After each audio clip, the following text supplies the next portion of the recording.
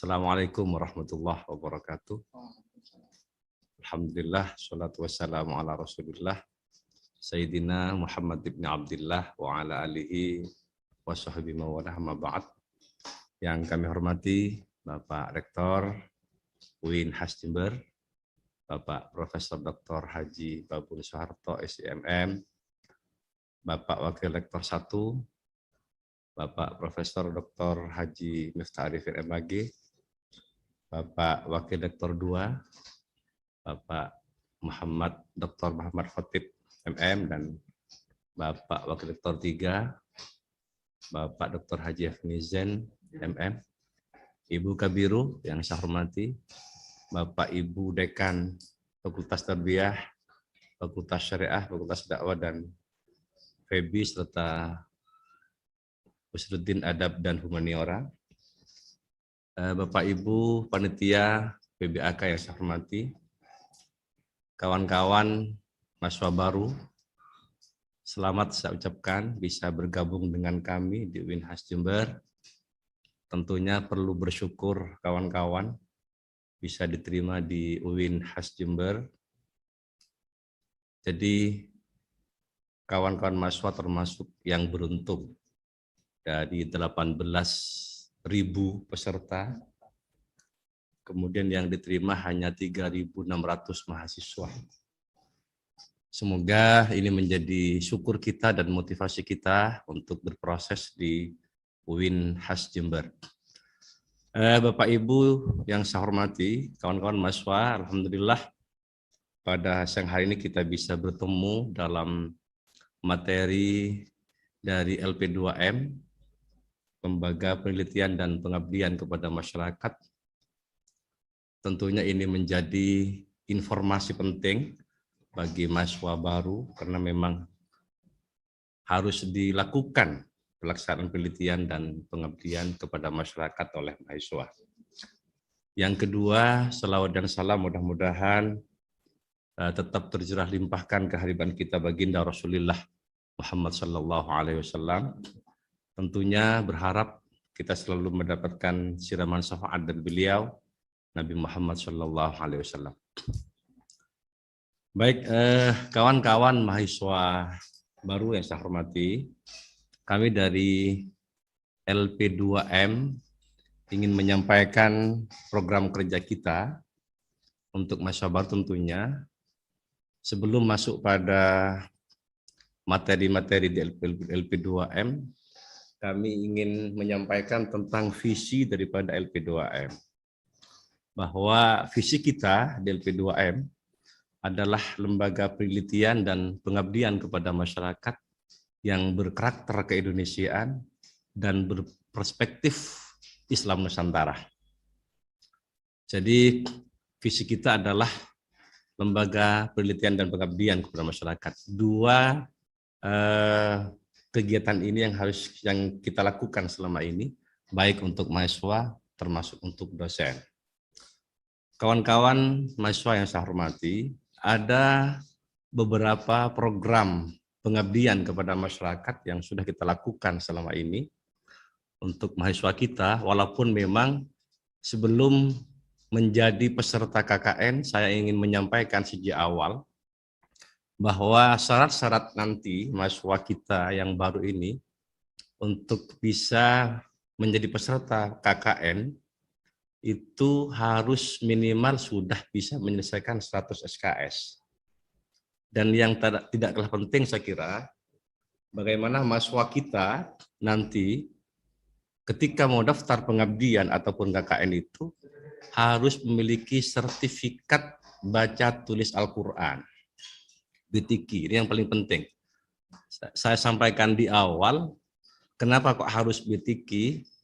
Karena memang kami menerjunkan mahasiswa kita ke masyarakat itu, paling tidak kita sudah punya bekal, terutama di bidang diniyah, di bidang keagamaan. Karena dalam pengabdian itu biasanya mahasiswa kita oleh masyarakat itu macam-macam. Karena di antara masyarakat kita itu ada yang memang masyarakat religius, ataupun yang lainnya. Tentunya ketika kita melakukan pengabdian kepada masyarakat itu, selalu diminta minimal jadi khotib Jumat, mimpin tahlil misalnya, ataupun mengimami sholat jenazah. Karena sering disampaikan oleh teman-teman, ada kasus ya, yang ini tentu tidak harus terjadi. Ada kasus mahasiswa kita ber-KKN itu ketika diminta untuk mensolati jenazah, itu pakai ruku dan pakai sujud. Nah ini kan terkait dengan alma mater kita akhirnya. Maka tentunya mahasiswa baru mulai hari ini, karena tetap harus melaksanakan KKN nanti, kan itu merupakan SKS, sudah harus siap mempersiapkan diri sejak hari ini, sejak dini. Karena memang berhadapan dengan masyarakat itu berbeda dengan berhadapan dengan teman-teman di kampus. Dunia kampus sangat jauh berbeda dengan dunia masyarakat. Jadi kami tidak ingin nanti ketika mahasiswa ini mengabdi di masyarakat, melakukan KKN, kemudian ketika diminta untuk menjadi pemimpin apapun di tengah-tengah masyarakat, sudah tidak ada lagi penolakan. Artinya sudah siap segalanya. Maka kenapa BTK menjadi persyaratan? Karena yaitu tadi bahwa masyarakat ketika meminta bantuan kita untuk meminta menjadi pemimpin tahlil macam-macam itu, kita sudah siap segalanya. Dan memang mohon maaf, kadang-kadang saya akui kita lemah dalam persoalan BTK ini. Maka ke depan teman-teman yang baru ini, walaupun tidak harus di kampus, di mana saja sudah harus menyiapkan diri untuk menguasai baca tulis Al-Quran, karena ini juga bagian dari salah satu persyaratan untuk bisa mengikuti KKN ataupun pengabdian kepada masyarakat. Ya belajar ngaji lah di kos-kosan, belajar ngaji di kontrakan, belajar sama seniornya dan seterusnya. Jadi persyaratan menjadi mutlak di LP2M. Kawan-kawan mahasiswa baru yang saya hormati, ada beberapa model KKN yang sudah kita lakukan selama ini. Yang pertama ada KKN reguler. KKN reguler ini sudah kita lakukan sejak zaman saya dulu ketika mahasiswa. Ketika saya dulu mahasiswa itu KKN hanya dilakukan 1 kali setahun karena melihat keterbatasan mahasiswa. Tapi sejak mulai tahun 2019 yang lalu sampai tahun 2020, KKN menjadi 2 kali setahun. Mengingat perkembangan mahasiswa yang sangat pesat di UINHAS Jember ini. Hari ini mahasiswa kita sudah berkisar sekitar 23.000 dengan yang baru ini. Maka tentunya sangat menjadi keharusan bagi LP2M untuk melaksanakan KKN 2 kali selama setahun. Kita mencoba untuk melakukan formulasi-formulasi ya dengan pimpinan. Karena KKN kita selama ini hanya 30 hari atau 40 hari Pak Udin. Sekarang ini hanya 1 bulan karena terkait dengan pandemi. Dan itu pun di daerah asal masing-masing. Nah, ke depan karena sudah kampus merdeka dan merdeka belajar merdeka dan seterusnya itu, kita mungkin sudah bisa melakukan KKN tidak harus 40 hari. Ada usulan kalau bisa sampai 30 hari. Atau bahkan sampai bukan 30 hari, 3 bulan. Atau bahkan sampai 6 bulan. Jadi sambil mengabdi, sambil belajar dari rumah. Karena memang kalau hanya 1 bulan Pak Udin, kayaknya memang tidak begitu banyak yang didapatkan, dihasilkan. Apalagi semester depan itu, tempat yang ditempati hari ini, itu tidak ditempati lagi. Maka saya ingin ke depan sistem pengembangan LP2M terkait dengan pengabdian ini, KKN yang ditempati hari ini, maka tentunya bisa di-follow up oleh mahasiswa setelahnya. Ini masih dalam rancangan kami dengan pimpinan, dengan Pak Rektor, dengan Pak Warik 1 ya. Bagaimana KKN ke depan ini menjadi tidak 40 hari lagi, tapi bisa 3 bulan, bahkan sampai 6 bulan. Hari ini kita menerjunkan kawan-kawan mahasiswa baru, sebanyak 1.806 mahasiswa baru, 1.806 mahasiswa yang KKN. Kita berangkatkan tanggal 2 Agustus yang lalu, dan akan kita tarik KKN kita hari ini tanggal 2 September yang akan datang, tinggal 1 minggu lagi. Maka dari itu kawan-kawan, kita mencoba untuk mempersiapkan diri mulai hari ini, mahasiswa baru ini, kira-kira kita harus sudah siap ber-KKN sesuai dengan waktunya, Minimal 100 SKS sudah kita tempuh dan sudah lulus baca tulis Al-Quran dengan dibuktikan sertifikat yang dikeluarkan oleh Ma'had. Kemudian kawan-kawan mahasiswa baru, ada juga model KKN kita itu KKN Lintas Nusantara. Kita melakukan kerjasama Lintas Nusantara ini dengan Papua, dengan Palopo, kemudian dengan Samarinda, dengan Palangkaraya, dengan Bengkalis. Kalau misalnya ada mahasiswa baru yang sudah ingin ber-KKN di luar Jawa misalnya, maka juga harus dipersiapkan mulai hari ini. Termasuk mentalnya, pengetahuannya, karena dia ada seleksi dari fakultas biasanya. Termasuk biayanya, ya. Karena biaya ditanggung oleh masing-masing mahasiswa. Yang paling banyak itu kan ini biaya transportasi ya. Kalau misalnya kemarin ke Papua, itu transportasinya PP 5 jutaan kalau tidak salah itu.